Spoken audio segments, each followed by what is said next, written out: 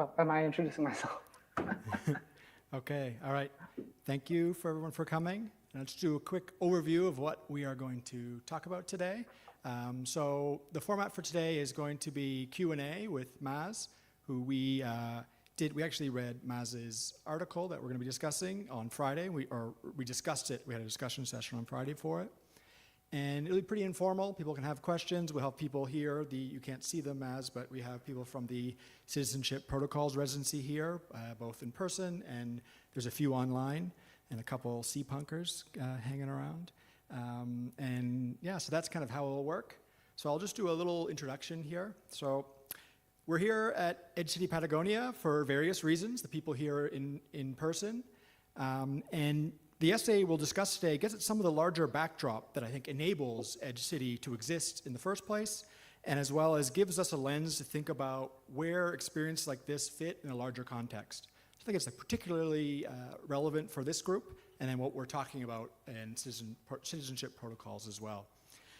So the essay aims to give a sense of where we've been and the conditions that led to that, and to help understand the present and attempt to intuit what is emerging. If people here will know that I particularly like looking at history to better understand the present, so this is, there's no coincidence, so this one is on the study list, we'll say. So I'll read the essay so everybody can hear what it is full. It is Neomedievalism and Transnational Nobility, State Formation and National Decline, Competitors to Sovereign Authority, New Cultures in the Internet Age. And I think it's hard to have a sense of how big the bucket is of people who are fascinated in this particular topic. But I will say that for the people that are, people are very interested in it. This is probably the most article I've sent in the last year, and I've received it from multiple people, all through DMs, kind of flowing through this sort of small community that are very interested in these topics. And I'd say it's a wonderfully sprawling essay that does a sort of salsa dance between history and what is or could be emerging now. I'll list the section headlines in the essay, which gives a sense, and then I'll also add a little cheeky caveman too long didn't read that I do when I read through things. So we have the first section, political authority and state power. And the caveman too long didn't read for that is big king weak, small kings back. And we have social cohesion and national identity, no love king, follow tribe that feeds soul. Next one, we have mass media and consensus reality, too many talkers, tribes make own truth. And our last one is transnational culture, tribe now online, follow code, not flag.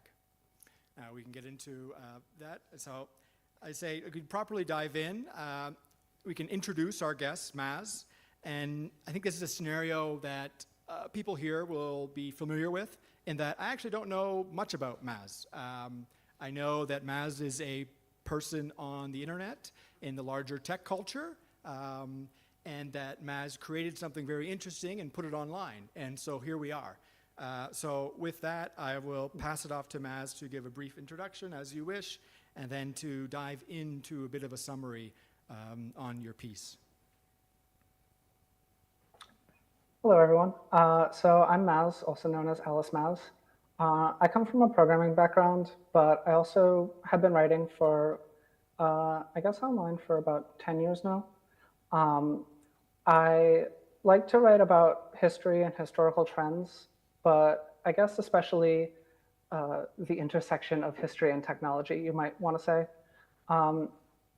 I write about Chinese philosophy a lot too. There's a particular Chinese philosopher named Xunzi who I'm going through and trying to go through methodically, because a lot of my writing can be very all over the place. I'd say as an intro to the piece, my perspective is that I generally follow a cyclical view of history. There are different meta structures of history that people will talk about. The progressive view of history, where things are always getting better. I see history as basically cyclical. Human nature is the same throughout history. We repeat the same kind of patterns. So as the canard goes, history doesn't repeat, but it rhymes. combining with the cyclical view of history, the exception to that is technology. Technology changes the nature of reality. Technology changes what is possible.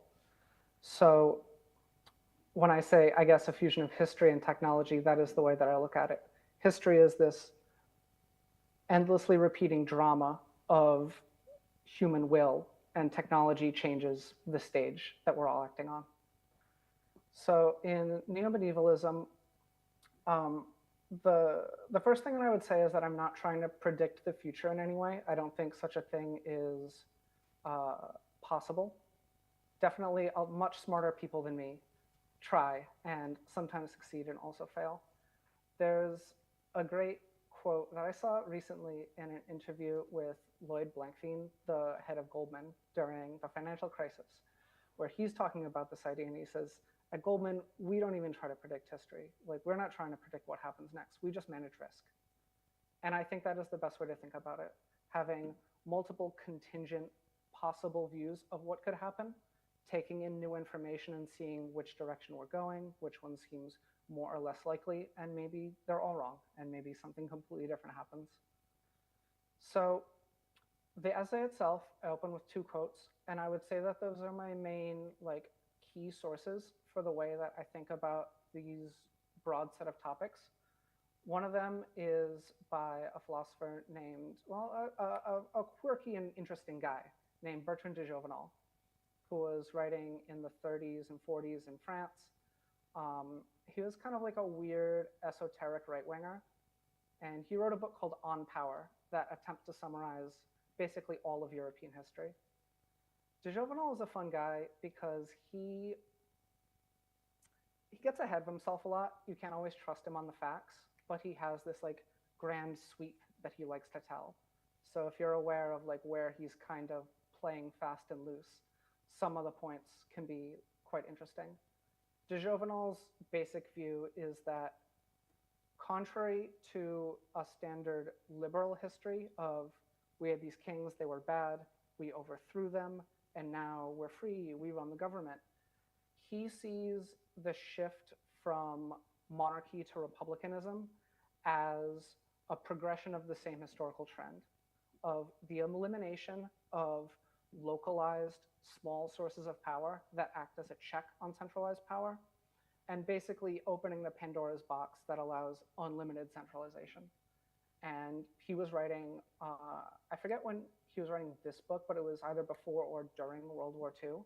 So it's easy to see why he would believe it to be unlimited. In his view, there was a long process through European history where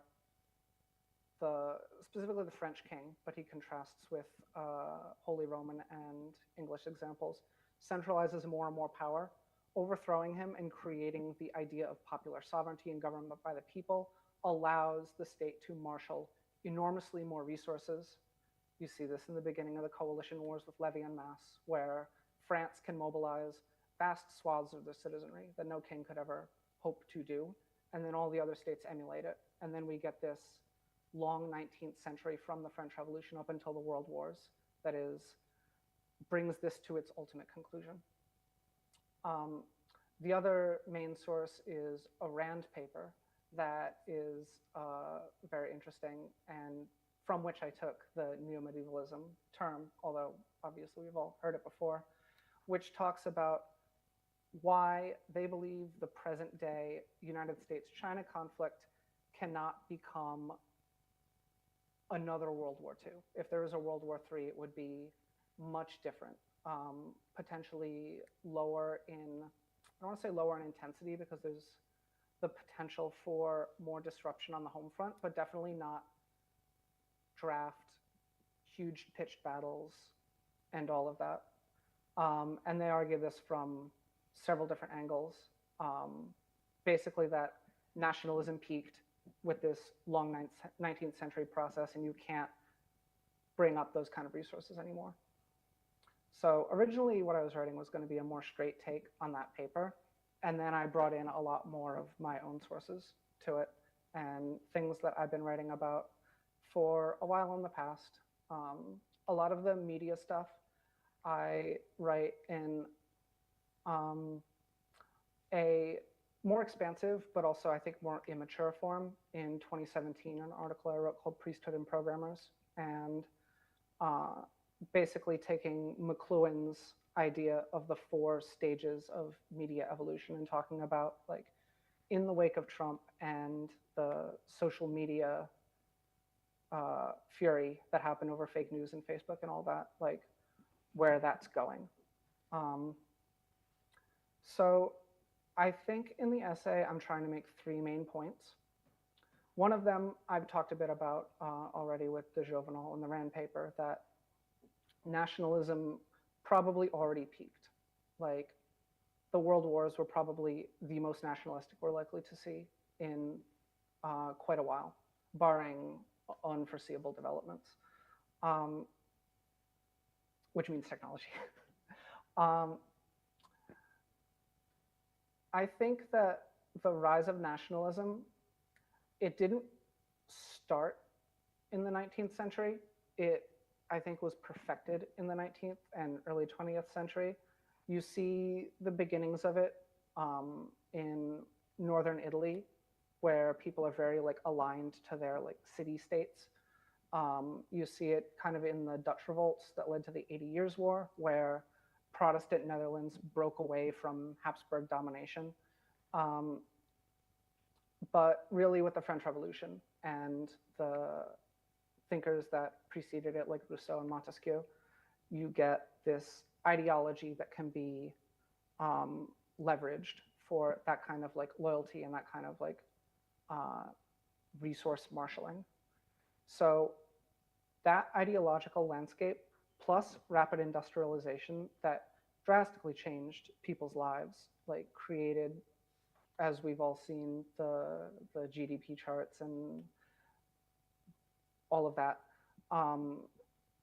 just was a real dislocating event in the way that people live their lives and the way that people experienced reality.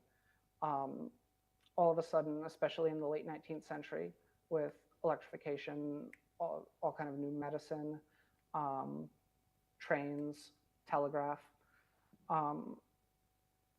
people are more connected than ever.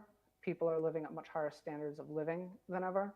The early industrial period, like, was a time of like a lot of deprivation as people abandoned these farms, but people did, and eventually it there were major changes in how individual people live their lives.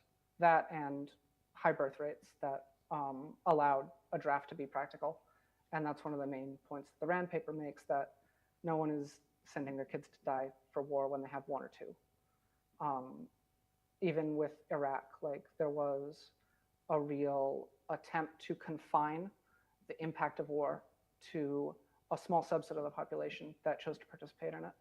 And you see the same kind of thing in the Russia and Ukraine war, where large numbers of people leave the countries, and it's very hard to sustain that kind of thing, and is unsustainable.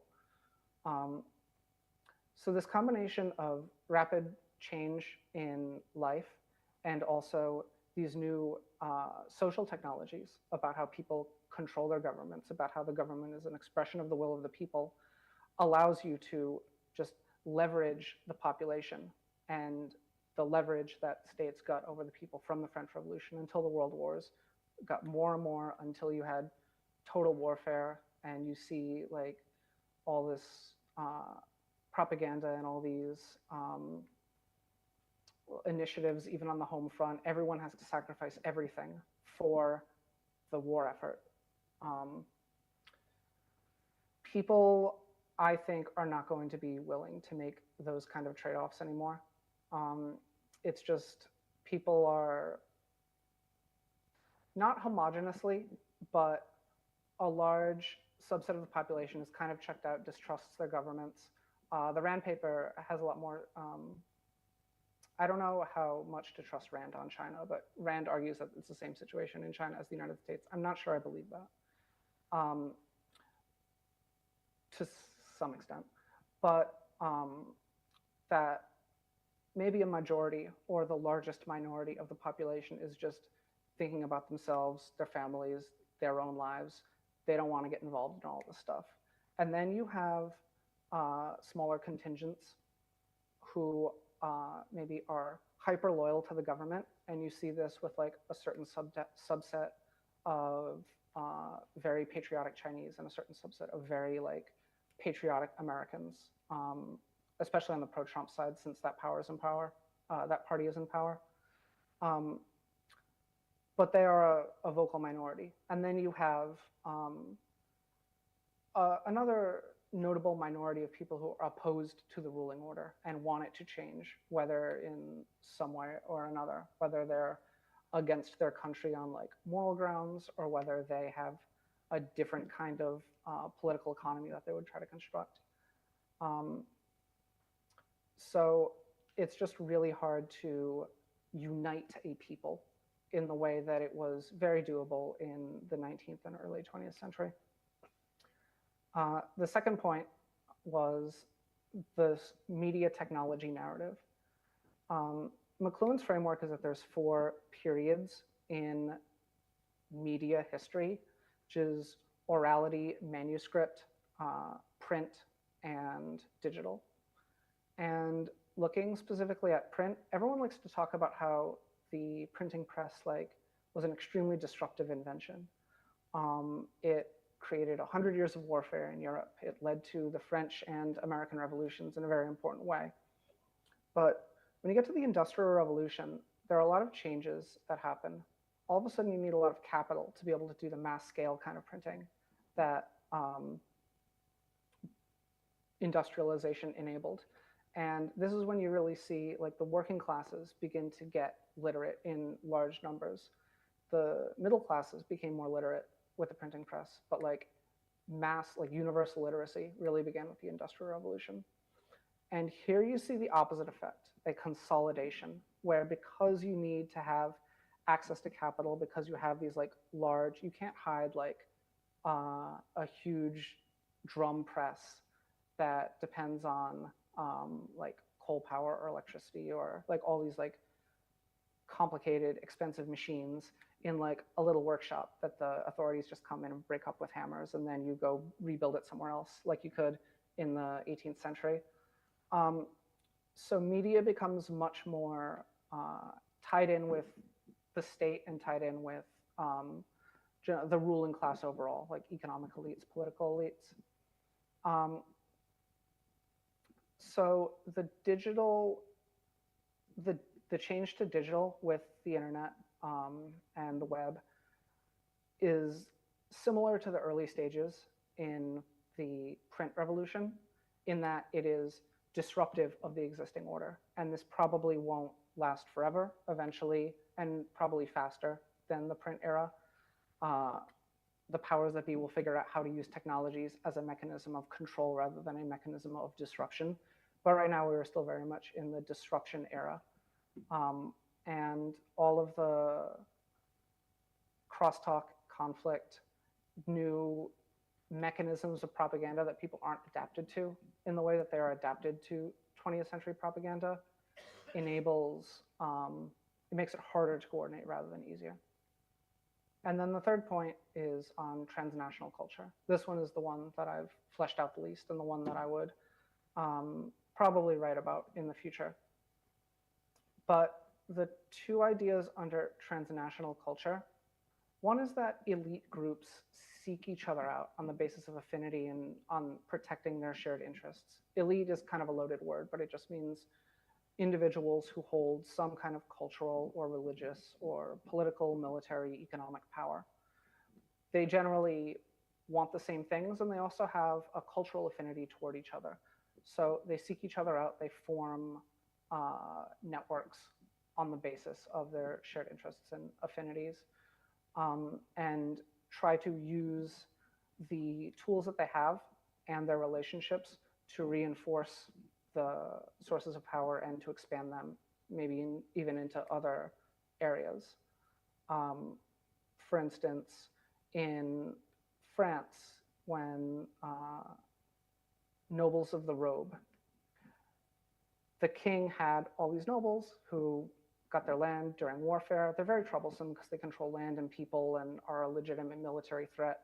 He starts selling titles of nobility to merchants, bourgeois people who can like afford them. And then once they get into the state structure, then they start thinking, how can we consolidate? How can we protect our power? How can we pass it down to our children? And they become this new organ themselves. This kind of thing happens all the time in history. The other idea in transnational culture is this kind of evolution of state formation that comes from these elite groups. A lot of times what you see, I definitely model the formation of France out of the Frankish tribes and Rome and the evolution of like the Roman Republic. In this way, you have these individual people who have some source of material power, and maybe they have conflict between each other. They start gathering together to try to coordinate with each other in lieu of conflict. Early Frankish law is very much like this. They say, okay, instead of, oh, you killed my son, instead of me killing two of your sons, pay this money. And it becomes a way of defusing this blood feud cycle. In Rome, it was also the paterfamilias, who in the beginning had total authority over their like families and all the way down the line. In Rome, they started coming together in the Senate, which comes from senatus, and it was just the gathering of the old men. It's the same root as senescence. And this just becomes the place where they hang out and settle disputes. As more mechanisms for coordination and mechanisms for coercion against non-compliant parties evolve, this body takes on a character of all its own, and eventually the polarity flips, where all of a sudden you go, well, not all of a sudden, everything's gradual, but you go from, I represent the Julian clan or whatever, and I'm just here to represent our interests. You get people who are there to advance this body as a whole. It becomes this new source from which I think Sama would probably say mint legitimacy. And then that's when it goes from this organization that just coordinates these individual clans to this institution that tries to suborn the clans to it and take away their power and accumulate it into itself. So whether this happens at the village scale or the state scale or the global scale depends a lot on social and communications technologies. It comes down to the ability to coordinate. There have been a couple attempts at something like the earliest form of a regional or world government. The two examples that I really like are the Metternich system after Napoleon for trying to basically put down any kind of Republican revolts in the future, which failed in 48. And the UN, which was originally envisioned as the beginning of a global government. But the Cold War kind of derailed that. The Cold War and the death of FDR, who was very ideologically committed to this idea of like global coordination, whereas Truman was very much not. And as much as I hate to say it, Truman was probably right, considering FDR badly misread Stalin. But computer technology and the internet and these various things will eventually give us the ability to coordinate on the scale of billions. And at that point, this kind of global coordination becomes feasible. I don't think in our lifetimes, but someday. But we already see the beginnings of global elite cultures. In the business sector, you see a lot of coordination between tech leaders. In certain regions, there's definitely, well, okay, I'll wrap up here, but the basic idea is that are we the leaders of nation states or anything? No. But there is a certain affinity that pulls people in this weird internet circle together. A lot of us do have access to some level of class resources because a lot of us are connected to tech money, either directly or indirectly. And there is a lot more mobility, a lot more shared interests. Like, I know Edge City because I went to Edge Esmeralda in California. The other week, I randomly ran into a guy here who I met at Esmeralda. And then I went to an event in Bangalore in India that was organized by people that I met in Edge Esmeralda. And these connections, these transnational connections where we feel more affinity toward our chosen compatriots than we might with like random people across the street, I think is the beginning of the emergence of one of what will be many globalized cultures. And then who knows, 100 years, something could happen. Yeah, I'll give it back to you, Chance. Cheers. Thanks a lot, Maz. That was fascinating and very intriguing end there as well. Okay, we're going to shift into Q&A aspect. So this is both online and in person. So we will start with in person. Anybody have any questions to jump in on? Yep. Actually, if you're open to come, it would be easier, then Maz can see people.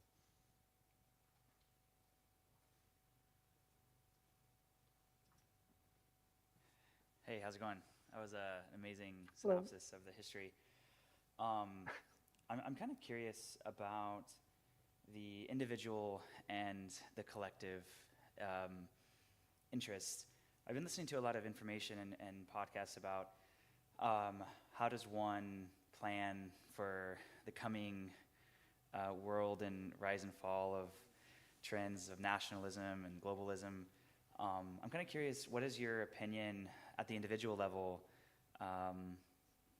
from like a risk point of view? So particularly when we think through this problem, we usually think through our identity first, either as an American or whatever nationality or groups you are a part of. I think there's kind of a lot of like doomerism, or I don't know, like this apocalyptic viewpoint, like the world is kind of going down and there's going to be a massive crisis or conflict, right, between like China and the US.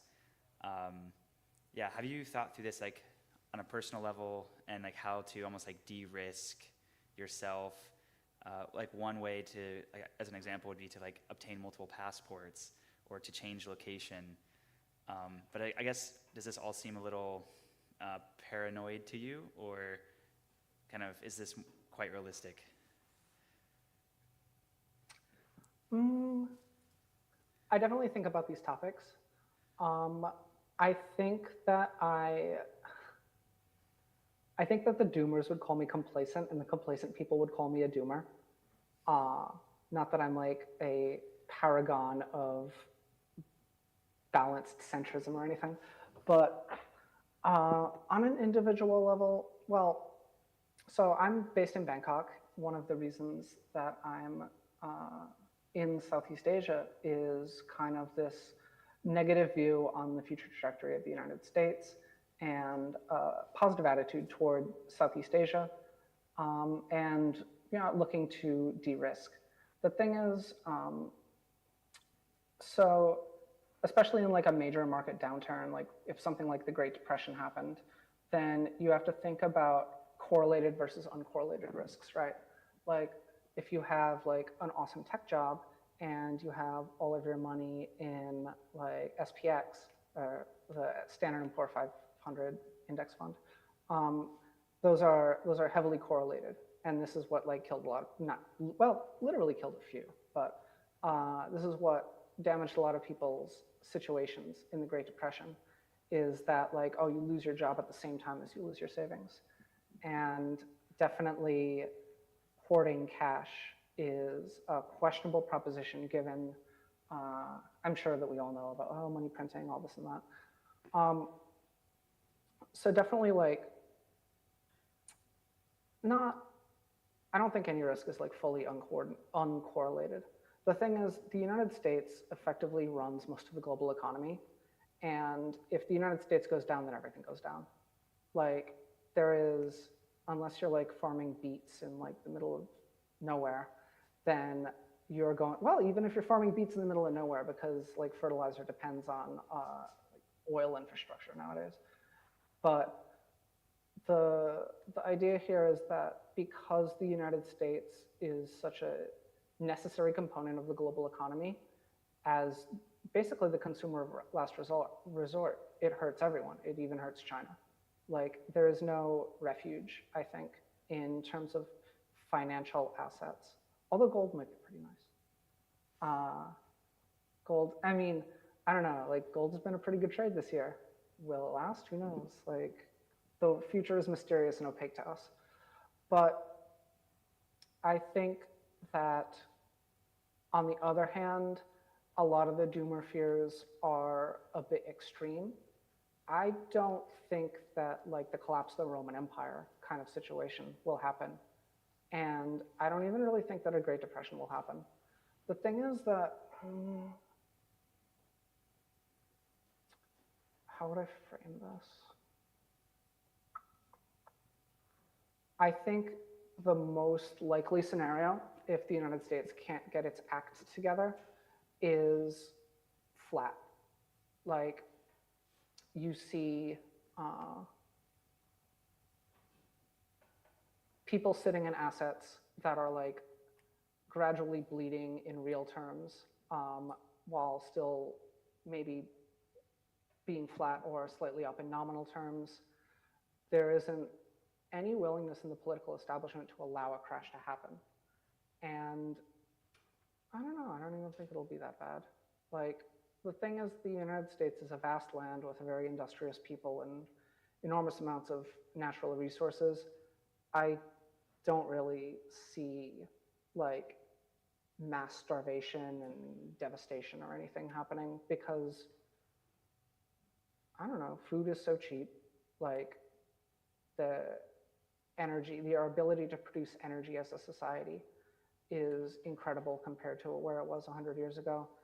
I think that my like default case for the United States, assuming continued political dysfunction and eventual devaluation or default, is that like it kind of sucks, but like it's not going to be like civil war or anything like that. Yeah, that's very interesting. Is there any particular internet native paradigms or inventions that fundamentally change the way that such transitions happen on like an individual level? It's kind of an idea that, you know, the internet gives us certain abilities, and certainly that's aligned with like the network state to move, to work, right? Our capital formation is dependent on, like, it's not bound by geolocation anymore. But I guess, you know, is it like the phrase like this time is different? Is there any merit to that statement with internet technology as we go into a new, you know, as we're switching paradigms, right? I don't know if it will be different, but it's always the individual that suffers usually, right? Like, it's the lowest class that usually ends up taking the highest cost. But the baseline's so high, right? What's that? The middle class is who they go for because the lowest class, they have nothing to take away. The middle class, they have plenty of stuff to take away and no real ability to defend it. Well, is this time different, I guess, is the actual kind of I don't know. Like, it's hard for me to say. This is a question I think about a lot and I don't have a good answer. Because on the one hand, we do have all these new technologies for communication, for automating any kind of work that can be turned into a digital form. The AI people are trying to get to a point where it can even automate some amount of physical work. Well, I guess even like automated factories are sort of a form of that, although it's very capital intensive. I think the biggest thing about software that affects us is that it is very capital light. Like, I couldn't, with my own personal resources, build a factory that makes light bulbs, but I can build a factory that makes, I don't know, web servers. right. So on the one hand, I do believe in individuals having more leverage who are capable of using these technologies, like the in its like glory days in like the mid to late 2000s, I think, don't quote me on this, I think Google had like a tenth of the workforce that IBM had during its like glory days, I guess in the 70s or 80s. It's much larger now, but a lot of this is just because it makes so much money, it can get away with it. And with like AI stuff, maybe you can cut that another order of magnitude. Like you don't need like all these, and not just AI, but like everything that came before and is coming. Like you don't really need HR to manage a lot of paperwork stuff if you use one of these like cloud platforms. You don't need to manage your own server deployments anymore. You just go on AWS and you pay a premium for that, but you get to offload all of the organizational risk and cut your workforce drastically. So it does allow a lot more leverage on the individual side. The deeper question, though, that you're asking is, if there's a huge market failure, does it all just go away? And that is something I think about a lot and do not have a good answer for. Because on the one hand, I do believe that the ability of software to organize information, organize the world, create automated, you could even say automated bureaucracies. You can obviate a lot of routine rote work using software and capture a fraction of that value while eliminating some of the costs and thus create value. But you know, like in software, like a lot of it seems like fake and lame. I don't feel that we're using computers anywhere near their potential yet, even just regular programming, not even AI. And if all of a sudden all the capital gets pulled out of the market, like, is anyone going to be buying B2B SaaS? Is anyone going to be buying all of our cute little things that we make? I don't know. Yeah. All right, I'll give some time to some other questions, but thanks again. Of course. Any other questions here?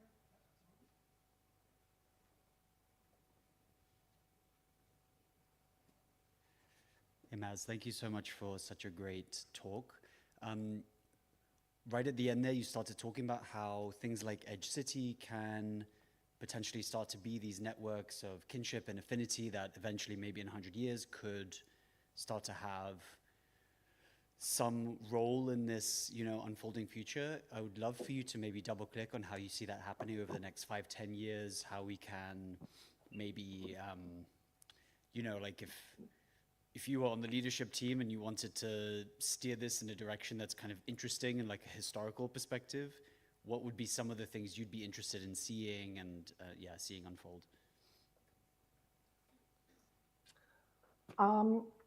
So I've only been to a couple events, I guess in this, there's a word that people on Twitter use, sim cluster, for groups of people who get aggregated together by social clustering algorithms, but it's a good word for things in real life too. So I've only been to a couple of events in like what you might call the Edge City sim cluster. So I would speak first more about Teapot and Vibe Camp and that whole scene, which for people, I don't have any idea if everyone in the room already knows what I'm talking about, but it's basically like a group of people on Twitter who sort of emerged out of, it's like a fork of internet rationalism, like the whole like AI less wrong sphere, where you have the rationalists who have their whole like utilitarian decision theory AI thing. And then you have a group of people called the post-rationalists in the mid-2010s who are blogging more about like, okay, this overly mechanical view of the world isn't workable. We need, and they start talking about rituals and feelings and like spirit and these kind of more wooey sort of topics, but trying to do it in a historically aware way. And that is kind of like where I came in to this world. And then Teapot is kind of like a branch of that where some of the original people in that are still around, but it also expanded to a lot more people. And now, well, they don't really blog anymore. They mostly talk about like dating discourse and how they want to get married and stuff like that. but they also have a very much more offline culture now, really starting with Vibe Camp. Like before Vibe Camp, there were definitely like teapot city meetups. Like I was living in Seattle a few years ago, and like I got added to like the Seattle teapot like Twitter DM group, and then we would get together in the park like every month or something and just like hang out.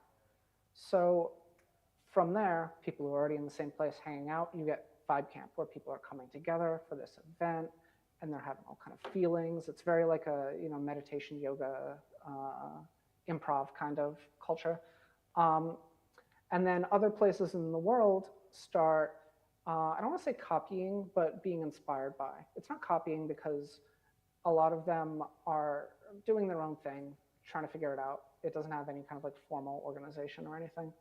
I just went to one like a couple weeks ago in Bali, which is like, I believe, yeah, the organizers, I don't think I've ever been to Vibe Camp or any of the American events, a lot of them because of visa issues. It's very difficult in most of these countries to get an American visa, but they see it online and they emulate it and they create their own like little thing. And these people and the American people, and there's a bunch of them in Europe and all over, have this like natural shared culture. A lot of it comes from online and gets diffused out through their social circles offline. Like I went to the same thing in Bali the year before, and there was like a local girl who like someone there knew was like, hey, you should come by. She never heard of any of this. And then this year she's one of the organizers of it, and she put a lot of effort into putting it together. So it's a kind of thing that like among a certain personality type can diffuse outwards. So to go back to Edge City, what advice would I give to the leadership? I have no idea. I really like how it seems this is evolving now. Actually, I was trying to describe Edge City to someone because I was gonna go to Lana, but then I didn't end up making it. But everyone on Sam's side, a lot of them like got introduced to C-Punk, his thing, in Edge City Lana. And so I find cause to explain Edge City to people who haven't heard about it before. And the one that I always go to is, and a lot of these like similar culture spaces where it feels like it's going from, oh, we get together. My impression is that Edge City kind of emerged out of maybe the conference circuit, but it goes from like people get together for like a week for an event to we have our own event now. People get together for like a month and we have our own like village kind of experience. And it feels like it's going toward like having villages in different places, like maybe every month in the future. There's a line, I don't remember where the hell I read this, but it's trying to describe, this is Spengler. He was describing the social forum of Alexander's roving army. And he says that like the Greek mind organized everything in the basis of the polis, and Alexander's like whimsical adventures, he was just a mobile polis. So I guess that's kind of how I think of like where Edge City could go, is a mobile polis, where maybe everyone doesn't go to all of them, but it has this like continuity. So I guess, yeah, see, this a lot of times when I'm faced with a novel question, I just start talking and then think through it. I think maybe the first thing that I would say is continuity is very important. Like, and you see this with people who are trying to do more like communal living or intentional community type things. Like, oh, let's 10 of us like go buy houses in the same neighborhood, or even worse, let's all live in the same house. This is always like a recipe for like horrible drama and also misalignment. Like you even see this with offline groups like the Free Staters. It's like, maybe they're starting to get some uptake now, but at least for a very long time, it was like no one would move there because they have this compact where we're all going to move there together. But like everyone's like, I have a job, I got shit to do. What am I going to do in New Hampshire, Vermont, whichever, New Hampshire, I think, because they have no sales tax. But it's really hard to do that kind of coordination thing. And the reality is a lot of people who want this kind of like intentional community living experience really want someone else to run it. Like I see this with a lot of like, because they're like, oh, let's get a compound, let's get a group house, like all the stuff. Like everyone says this nowadays. I think it's like, I have a line and I've used a couple of times in essays that like the organizing principle of the 20th century is the mass movement. The organizing principle of the 21st is the cult. And I don't necessarily mean a like cult pejorative or even necessarily religion, but like some kind of shared belief structure, some kind of small cell culture um, where you're coordinating more on an individual and small group basis rather than having this top-down hierarchical like cadre sort of system. There's no marching orders. People kind of like come and go as they please, but if the thing is attractive enough, then it brings people in and they have this inner world that is different from the outside world. Everyone wants that nowadays, but a lot of them never get off the ground because everyone wants someone else to do it and they want to spend like 3 or 6 months out of the year there. So I would think that for Edge City in the next few years, like continuity is, I think, good. If you have a core group of people who are like part of the polis, then people will join more and more, and eventually maybe it develops its own kind of like economy that can support people. I don't mean like in like our mobile factories or anything, but like some kind of support system that allows people to exist more within its confines. You start to see the same kind of thing in tech, where like 10 years ago, if you want to get tech money, you go get a tech job. Nowadays, you can start like, there's like yoga people, there's meditation people and all the life coaches. And then there's like, people are starting to stand up like baby little think tanks and all that stuff. And all that is getting second order tech money. Having this kind of like value that can support mission aligned people. And having this like continuity that allows people to be drawn into it, I think are good maybe pointers. Cool. Thank you so much. Thank you. Thanks, Maz. Are you okay for one more question? Absolutely. Okay. We have Guadalupe, and maybe if it's fast, we might be able to do another one or two, if that's okay.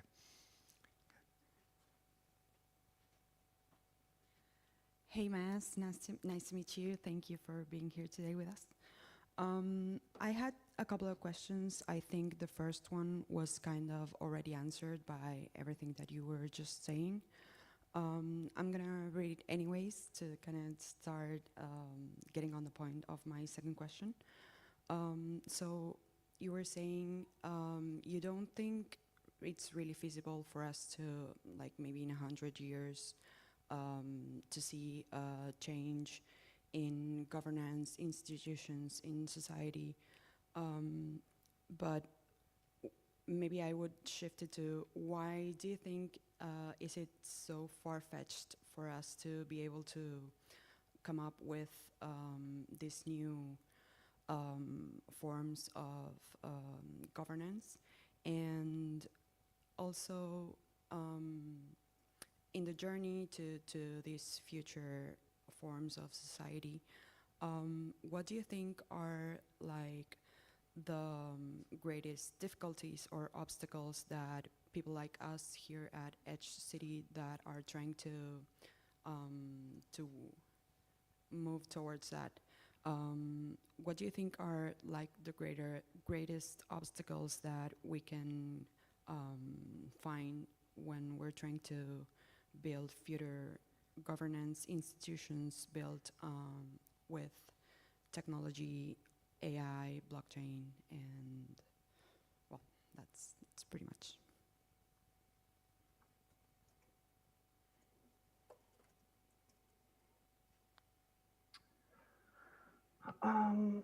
I think I would say why I think it's, well, one of the reasons why I think it's far-fetched is because I just think historical processes take a long time.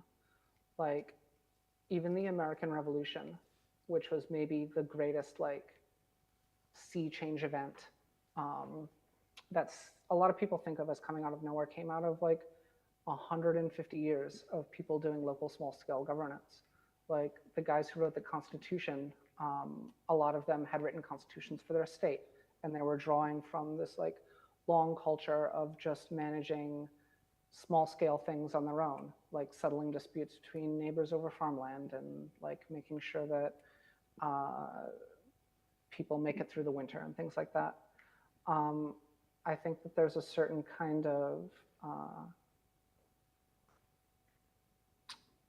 implicit knowledge that needs to be developed through practice, and this kind of thing necessarily takes time. The other thing that I struggle with a lot of the very online governance type initiatives is that I think that there are a lot of very smart people who put together a lot of very interesting structures, and there's definitely like economic resources, but there is a lack of political, or if not directly tied into politics, military resources. At the end of the day, you look at, this is why I soured on seasteading, for instance. There was one in like the 70s or whatever, where they found this like loophole in international law where there is like an island that was claimed by no one. So they're like, great, we're playing by the rules. We found our island. They go there, they set up on the island. And then I think Australia just randomly awarded it to one of these like Polynesian countries and then went in with soldiers and got rid of everyone. The thing is that like, not to get too extreme, I guess, but at the end of the day, if you're trying to build new power structures that are in direct conflict with existing ones, then you need a way to defend yourself, because they will extinguish you unless they are so distracted or disinterested or misunderstanding, or unless they're aligned with you. You see the same exact thing with Prospera in Honduras, where there was like, one government says, hey, come build a city here. You can have all these like new rules and we'll set things up so it's very nice for you. And then a different comes in and says, actually, we hate these guys, get out here. And the only reason that the people have not been gotten out of there is because of United States law. And there's complicated like geopolitical, actually no, my favorite example of this, my favorite, and this is one of those like, why is the United States like this kind of things, is that there is this guys, they're Americans, and they invent this like new like submersible because they're gonna go gold hunting. They're going to the bottom of the ocean and trying to get gold up from these old sunken like Spanish galleons. So they go, they get some gold out of this like Spanish galleon in international waters, and they're like, wow, great, we made a few $1 million. This is a brilliant idea. And then Spain sues them and says, actually, that's our gold. Yeah, it was international waters. Yeah, there was no way for us to ever get it, but like, actually, it's ours. You have to give it back to us. And this goes through the American court system. And eventually the Supreme Court says, yep, you have to give it back to Spain. Also, you owe them $1 million in damages. And this was like there was something in the Assange, like WikiLeaks cables, that this is like some kind of quid pro quo deal. I forget the exact details, but this is what you have to deal with. Like, I am a great lover of software. I love building wonderful software things. And I do hope that like we can have digital money and like digital law and all these wonderful things. But at the end of the day, you got to be able to defend it one way or another. And that could come in the form of finding state patrons. It could come in the form of having some sort of authority that they can't take away.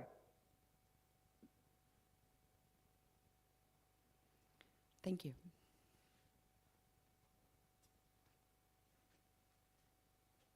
Okay, thanks a lot, Mads. I think we're at time. And coincidentally, on the Spanish galleons, I actually have a coin from there. This is a Chinese pop-marked version. It's a funny coincidence.